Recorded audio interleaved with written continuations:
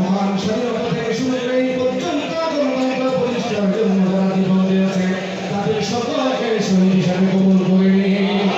বিশেষ করে গত 17 বছর গণতন্ত্র পুনরুদ্ধারে বাংলাদেশ জাতীয়তাবাদী যে সমস্ত নেতা কর্মীরা গুরুত্বপূর্ণ হয়েছে আল্লাহ তাদের সকলকে তুমি কবুল মঞ্জুর করে নাও। বিশেষ করে গত জুলাই আগস্টে আল্লাহ বিদ্যা বনিতা থেকে শুরু করে যারা করে না